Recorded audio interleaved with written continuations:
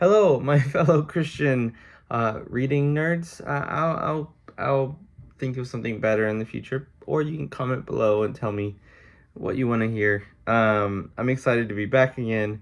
I know I said I was doing a weekly goal, but it might be bi-weekly right now. As you can see, I'm not in front of my bookshelf normally because I'm not even at my house, house sitting. And like I said, life's crazy.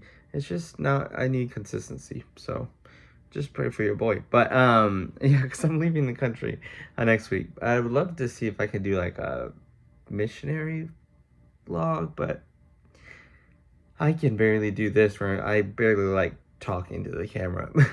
I can't imagine traveling and walking and all that. So here we are. We're doing our best. But I did post a video I think 2 weeks ago, and I just knew I had to get it out because I promised weekly, and we're gonna go for bi-monthly, so every other week for now. That's the hope. We'll see if this mission trip messes that up. Maybe I'll do like a small little video like, hey, I'm in the mission field. And not a book review, but maybe share a cool story at that point. But yeah, because I don't see myself bringing a lot of books besides the Bible with me, just because I like to save the space, and I've done that before, and it just is heavier, and they weigh our bags. But we're gonna get to the book that I want to review today and get onto that. But what I have right now is 2,000 Years of Charismatic Christianity.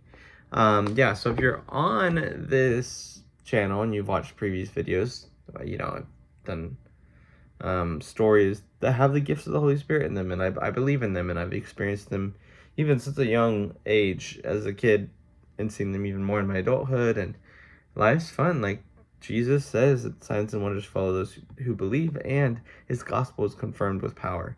Paul himself says he doesn't preach just with persuasive words, but with power and demonstration. So God backs his word up, and I've seen that, and that's what I'm going to see when I go to Tanzania. But yeah, that's just what I believe. It's amazing, and it just is a great tool just to see God's love on display, and to get to know even the third of the Trinity, the Holy Spirit, who Jesus says it's better that he's with us. And he is the reason we get to see these gifts happen in this day.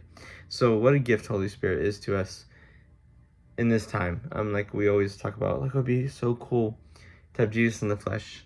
And Jesus said it would be better for this time. But obviously there's an ultimate yearning for Jesus to come. But back to the book.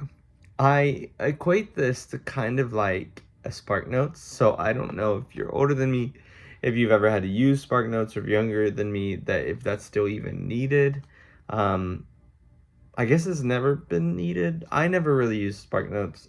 As you can tell, having a reading channel, booktube, or whatever you want to call it, I like reading. So I actually read the books that were required of us in high school. I might have used Spark Notes once or twice to like understand a more complicated chapter better, if I was zoned out while reading it, or like I was just like, okay, what's the theme here, or what's the point?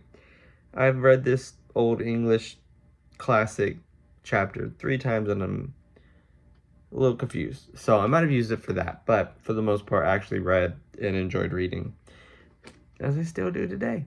But this book, yeah, it goes basically from the first century church up until modern day. I would say it really hits till the 1970s, really is what it goes up to. It was definitely, no, that's not true.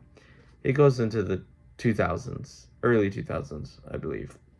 Yeah, I'm just starting to remember some things. So, but it hits history like quickly. It's like 2 to 3 page summaries of each spot. So it's not like if you want the in-depth, it's not that. And it's more just like reports of things. But I'll get into that. I'll say I was most excited to read about the very beginning, like the first 500 years of the church, and even, well, maybe even up to the Reformation, kind of like what was going on there. I know some stuff I've read, but most of what I've read, honestly, truly, is the 1900, about people in the 1900s and then on, and then a few in the 1700s, 1800s. But before that, I haven't got into a lot. I know the names, and I know like passages, and but it was so fun to read about this, and even it's just so interesting how movements start one way and end up so different. Even like learning, I've heard, about the Desert Fathers, but learning really about their origins and their writings, and even how like they started like monasteries and monks and all that, but how that became so different, really, from how they started, and even just this take on history. I mean, people might have different takes, with early church history and stuff like that. They definitely do, but it was just cool.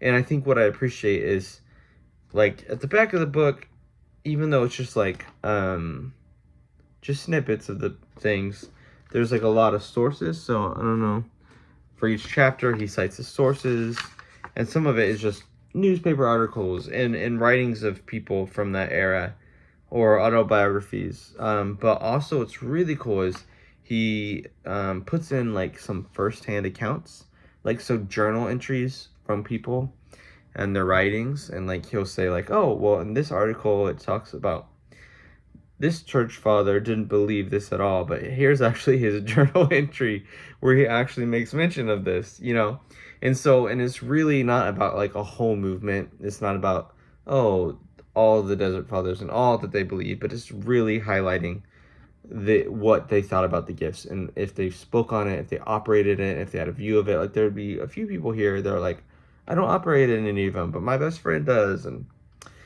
yeah, it's great. And it's people who we largely think didn't have any thoughts or views, or might have been against it. And so there's those cases as well. But it was really cool to learn. I appreciate books like this that compile a lot. Like, as much as I would love to dig into like one person and read, it taught me a lot of people I didn't hear about. So then, and give sources of their own journals and stuff like that, so I could eventually just follow up on these sources and read the whole thing and just learn more about them beyond just their belief in one subject matter, as this follows. But it's just cool to see just this through line, because a lot of times people like consider like just the gifts popping up, Azusa or the Welsh revival. It's like we hit those two like movements, and it's like, yep, that's when it came back from the first century church. But it's not the case, and it just shows like how it follows even up into present day, how there have been moves and testimonies. And yeah, and at the end of the book he kind of gives summaries and asks questions like, just how does this change the church, and is there a way to operate? Like, you notice that a lot of times like a church would be one way, and then the gifts would explode, and the church either wouldn't be the same at all, or leave the movement it's a part of. And he's like, is there a way to keep it like in the structure? And obviously there's some of that with, he gets on the charismatic Catholic renewal, and even how that changed, with the Pope at that time, how he changed things as well. Just overall, like, I think it went from Protestants being heretics to being Christians, but with some caveats. And so it's just interesting to read about that, even in just short form.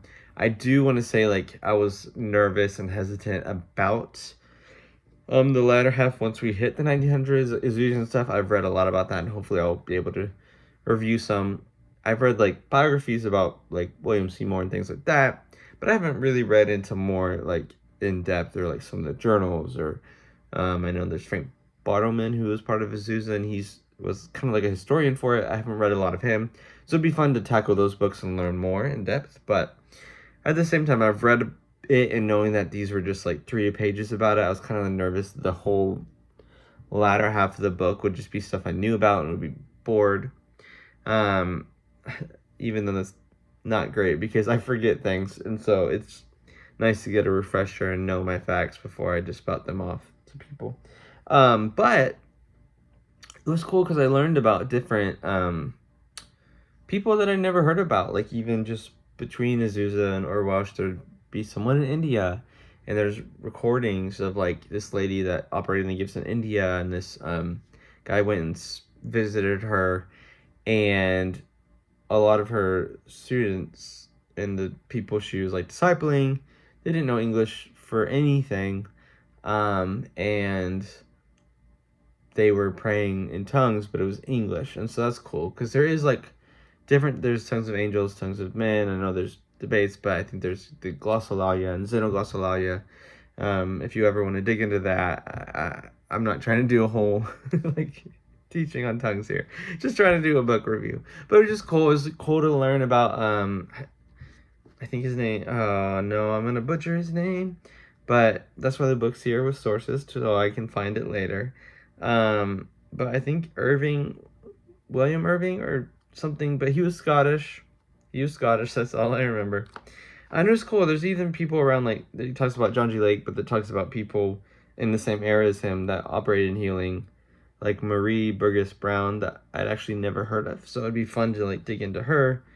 Definitely stuff I've hit on, but it was just interesting because this guy in Scotland, he wrote a book too, and it'd be fun to read that. But it talks about some of the things and theology that he hit on, and I was like, oh wow, I still hear that today. Not that, like, if I believe that theology is founded in the Bible, it shouldn't just be from him alone, and probably might be before that. But it was just interesting. Maybe some practical things that I've heard as like advice might have come from his book. So it'd be fun to dig into that too, and maybe report on that later. I gotta take it one step at a time. I have a lot of books that I haven't read that I own, and I don't have an unlimited budget, so we'll get there. But yeah, if you ever want me to hit on anything, some people have recommended books, and I've actually bought some of them, and I've really enjoyed it. So thanks for the recommendations. So if this book reminds you of another, or you're like, actually, you should look into this Scottish guy and read his book, or I've read it, and I'd love to hear about that. Or if there's just something that you want me to hit on, let me know.